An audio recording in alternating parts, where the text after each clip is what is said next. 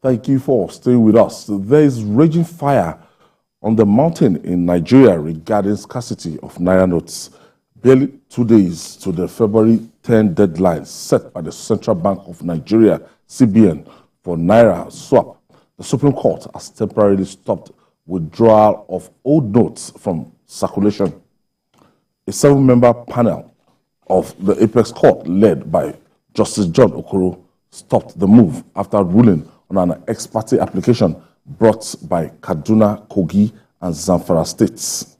Meanwhile, the Trade Union Congress of Nigeria, TUC, has blamed the lingering fuel scarcity in the country on independent marketers who keep changing the pump price of petrol with impunity. The union said fuel marketers are now bold to change pump price of petrol to as high as 400 and 500 naira per liter with impunity. Jide, let's start from the Supreme Court. This is like a respite, and this is like a vindication to whatever we've been agitating for in the last 1 week. Yes, the Supreme Court is the last hope of the common man. And we have been saying repeatedly here that it is the common man that is bearing the brunt of this policy. No one is saying the policy is bad or that it shouldn't have been instituted, but everything is wrong about the implementation, about the time scale. For me, it is the time scale that is the biggest problem. It is that time scale that people are exploiting. They know that Nigerians are desperate. They know that Nigerians are terrified about the possibility of losing their hard-earned money. So people are exploiting the loopholes in the system to make themselves richer at the expense of everybody. So ideally, if the CBN governor were not someone who appears to be happy at the suffering of people, he should not have come up with this kind of unrealistic timescale. Because in other parts of the world, they are going to give them like 1 year. During this period, the old notes come into the banking system and stays there, after which they will be incinerated. But in our own case, you can't even explain the indecent haste. And that is why it's easy for people to say, oh, this thing is politically motivated. You know, I was reading the YPP presidential candidate. They said, no, this is politically motivated. And when you are talking about the economy, it's one of the people that I like to read about his opinion. He said, no, this one is politically motivated. People can't explain why this is going on. You created a situation whereby Nigerians rush to put their money in the banks. The same people put their money in the banks, they can't take back their money.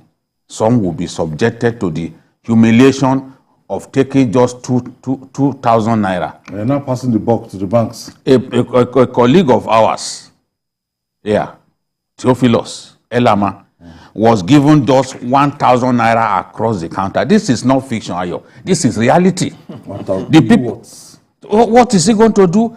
He has a car to fill the tank. Fuel scarcity has driven up the prices. Fuel POS operators are collaborating, conniving with. What is he going to do with 1,000? Let's even look into the bank. 1,000. Oh, if I must get into the bank just to take 1,000, what am I going to do with it? People did not even get in at all to even collect 500 naira. That is the pain. That boy that we showed this video, who said he held his money, 350,000. He said on 3 occasions, I wanted to get into the bank, I couldn't. You see, there are some people here, including journalists, who have not come out of southern Nigeria. They don't know what it looks like to go to the north. They don't. Those ones too, who all they can do is just open their mouths wide and talk. They have not done any piece of investigative work in their lives. They call themselves journalists. You don't know what happens in another corner of our country. Today, there is so much tension in the armed forces, especially our troops serving in the northeast. Yeah. Once you drive out of Maiduguri, 20 kilometers outside of Maiduguri, your phone will, the network will disappear. You've been there before, we've been there together. You cannot make use of your phone. I have a friend of mine who, whenever he goes to Monguno, Borno North, I can't reach him. Now we have soldiers that we are put in those places. In such places where we do not have any form of broadband presence, how do you even transfer money? How do you receive money via your phone when the base stations have been destroyed by Boko Haram? And if you have cash, how do you access the How bank do from you that even place? get? How do you even get to receive cash? Those who are even at the border have stopped collecting. Those who are in the city center, they can't even access cash. Not Now you are those talking at about the people border. in the bush. In those places, what people can use is their bank notes. I mean their Naira notes. But Emefiele is trying to make holding cash a crime. There's nowhere in the world where it's a crime to use your currency. There's nowhere in the world. Now, you got Nigerians to deposit 2.7 trillion into the banking system. You were only able to print 400 billion. The total money in circulation before this whole exercise was 3.3 trillion. What are you going to do about the leftover? How long will it So take you? those who think that it is simply that the banks are hoarding money, it's because they don't have information. They said, the truth shall set free. This is the truth. I'm saying that if we are a country where there is transparency, the CBN governor should be briefing Nigerians every week to say, this is how much we have printed. This is how much we are put in the bank vaults for them to distribute to Nigerians. But he knows in his heart of hearts, that they do not even have enough to distribute to Nigerians. And when you don't have enough, there will be a lot of sharp practices and all that. It's just like when there's fuel scarcity. Yes. If there is fuel scarcity, that's when you see hoarding. That's when you see price will go up. When everybody has fuel, you have no reason to hoard. Now we've created parallel market for the Naira, not dollar now. Now we now have come and change for 50, transfer 60,000 Naira. You know when this thing initially happened, I have a friend, classmate, who works in the bank. And I said, just like BKO said, those of us who are in the South, who stay primarily in the South, we don't know that the kind of problem that is going on up north is worse than what is happening here. And that's why when some governors came out and started saying they have banks only in the capital. One state governor said he has only 2 bank branches in his capital. So how do the others who are not banked at all? Then that person came up with an argument that they have all these POS people, And I said, can you draw the figures, the statistics? And then she went somewhere and brought this. And you can see, I'm sorry, those who are home can see it. The place where you have thick presence of these POS, these agents, they're in the Southwest. Yes. Look at how up north. They are very scanty. Scanty. Where you have far less than 10% penetration. How do you do it? And the greater population is in those places. It's in those places because and it's wide. So how do you do it? And one of the things I've always said here is this. Let's even assume that we want to go cashless. Do we have the infrastructure that can cope with it? Because we believe that. We put that to test now. We saw the result. I've even said it. I've reported to GT Bank more than 5 times in the last 1 month. Failed transaction. They barred me from reporting more because you can only do 5 in a month. And these things keep failing. They keep taking money. So how do you explain that? You've bought fuel. The man is saying, bring your card because you are filling your tank. Not that he has done it before you and then the thing keeps failing. What do you do at that point? We only get. I watched a video. One of the Asian countries, a lady about 21, said she had not seen cash in almost 3 years of our own country, the cash. Because anywhere they get, it's just your phone, and it's gone, everywhere. Bus, wherever. And then someone who was doing the video, a documentary, now took one and asked her if she could recognize it. She didn't know it was her country's currency because she had not seen it in 3 years. But we have those kind of infrastructure here, and we've been telling ourselves, in terms of IT, we have some of the best brains, but where are they? Even those who are running the bank, they are out of the country. It's most lucrative. So what do we do? Apex Bank has been so being politicized to the extent that right now, the functions of the normal banks, you see people, civil society masquerading as human rights activists, television presenters, you see journalists, even advocating for this policy. You go on social media and they will say, on the 10th of February, we stand. Whose interests? Journalists. And they can see people suffering. And people are, he said, no, are those ones I stand with the Emefiele, I stand with Mr. President on this. And you see what people are going through. It is not the hood that makes the monk. It's not everybody who has biabia that is an alpha. Or that is even advanced in age. You know? So this is the thing. What even is the definition of journalism? I say people who have not done one story. They've not added a single story to the body of journalistic knowledge. And they will claim they are journalists. So they've not done a single investigative work. They've not added a line to solving a riddle, a journalistic riddle. They've not made any journalistic breakthrough in their lives. They've not risked their lives to get a story. But everybody is a journalist now. And that is why you listen to people, you even wonder, where did this person train? They are not current. They do not even apply their wisdom in the right way, because education also helps you. If you have even a little wisdom, education helps you to apply that wisdom in the right way. I've seen people, including journalists, saying that Mr. President should use executive order. Mr. President who issued executive order the other day, and the Supreme Court, after governor sued him, the Supreme Court declared that the executive order was illegal. Any journalist worth his salt who is current should have known that Mr. President tried to use executive order and was stopped in his tracks by the Supreme Court, the highest court of the land, after governors took him to court.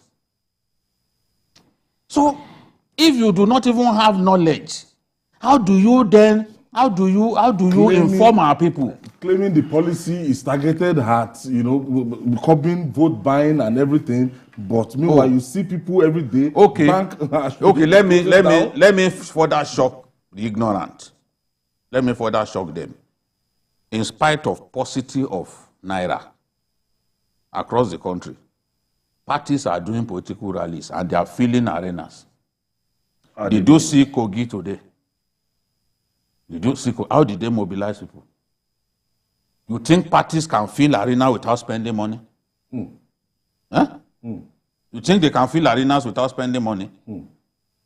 To mobilize people, yeah. You must mobilize people to those places. How are they able to do it? Have they been doing online transfer? To hold everybody. Ali Ndume, one of the most honest politicians around. I'm not patronizing him. I'm not patronizing him. He said, look, if I need money, they will bring it to me. But it is the poor people who are suffering. How do people reason? How do people reason? For God's sake, sometimes I just wonder what's going on in our country. You see, you are suffering. You are imagining, listen to me. You don't even have 500,000 in the account. You are imagining that big politicians, presidential candidates, the like of Tinubu, Atiku, Peter Obi, Kwankwaso, they will be looking for money to do looking for cash. Are you whining me?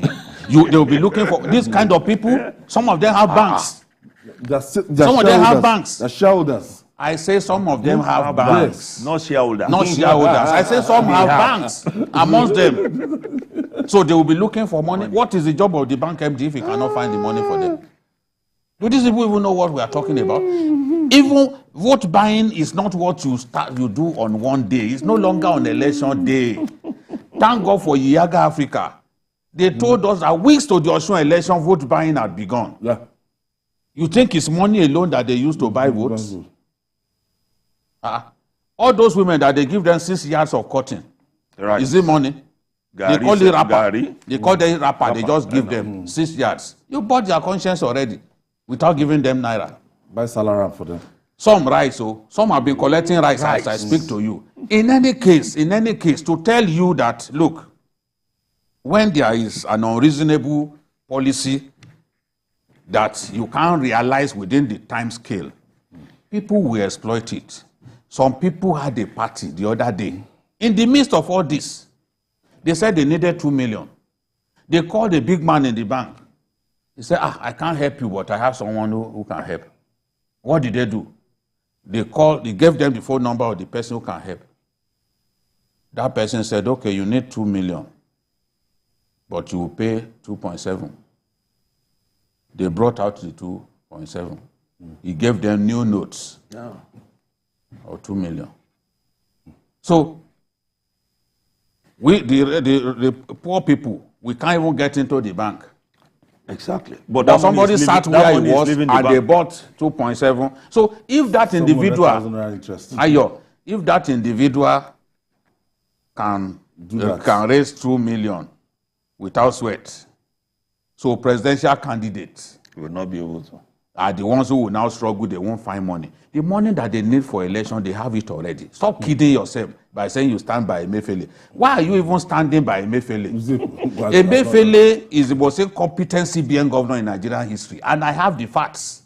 Tell me any policy that Emefiele instituted that is a success today. Not even the anchor borrowers. Monumental failure. How has he managed our currency? He came into the position when Naira was exchanged to the dollar at less than 200 Naira. Today, where are we? 740. He cannot even manage our currency. Look at the inflationary trend. Double digit. What is it that he has done you can say he has acquitted himself competently? No. The CBN currently is a very incompetent government agency. Very incompetent. I have Mukhtar calling us from Kano. Yes, hello. Yes, Mukhtar, thank you for staying with us. Hello, how are you doing? Yes, go ahead, please, Mukhtar. I appreciate the good work you are doing. Thank you. Thank you. And my contribution, Mr. Jide, is that, you see, Emefiele has the support of Mr. President. Emefiele has the support of Mr. President. And in public policy, under democratic dispensation, no two individuals can take a decision on behalf of 200 million people. It's a very wrong policy. Any policy that does not target the generality of the citizens is not a good policy. So my concern is that Mr. President is not supposed to back Emefiele because he has the support. Why should two people decide on 200 people, the lives of 200 million people? And I blame the Senate and the House of Reps. This is an appointee trying to cause hardship to the people who voted them into power. Yes. This shouldn't be. There has never been anywhere in this world that this kind of policy has been carried out. Why? What have we done?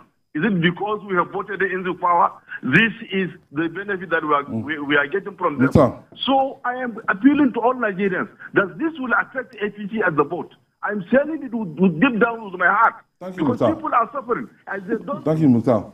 Because Aziz Mukhtar is asking, angry. but I think Mr. President, when they set out for this whole thing, I think he didn't envisage these loopholes.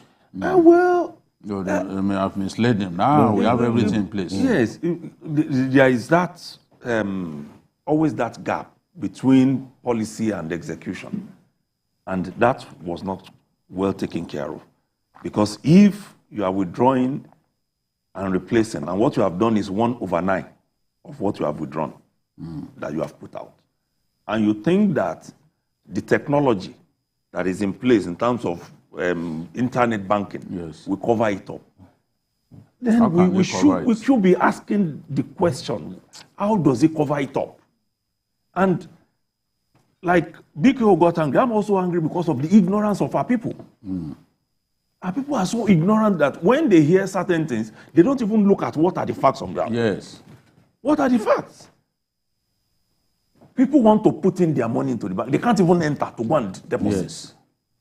It's so a colleague called me this morning and said he was very happy that the Supreme Court made that pronouncement because he was in front of the bank trying to deposit 70,000 that he has been taken around and no way to do it. So how do you then, cover these loopholes without giving time? What I think should have been done would have been, as the old currencies are brought into the bank, hold on to it. Be giving out the new ones. They don't have enough. But there isn't enough. Or pending the time they have enough, the old one should still be in circulation. Till you are able to print. That is why other countries will give like 1 year. Yes. During that time, they will be able to phase out the... It should be up to that. It should be up to that. So and then all of a sudden, again, we are talking of, we want to stop using MasterCard, Visa card. We want to introduce our own local card. Even when the ones that other people are using successfully, we are unable to use it here because of our infrastructure. So if we bring that one in again, we face out MasterCard, we face out Visa card, where are we going to be? And unfortunately, like we have said, which is still part of what is going to be discussed, our people are now even fighting, we are now even fighting ourselves. Those of us who are suffering. Look at what happened. Look at what happened in Oyo. Look, I was inside Ibadan for over 4 hours, nowhere to take. Nowhere on Friday. Traffic. No, they blocked the roads and were damaging cars, beating up people. People are hungry. And I asked the guys on the road, do you think that I have the money you are looking for with you? But the mob is usually unreasonable. But that's what I'm saying. That's why we don't want... that's what I'm saying. Breakdown of law and order. That is the part where people ignorance come in.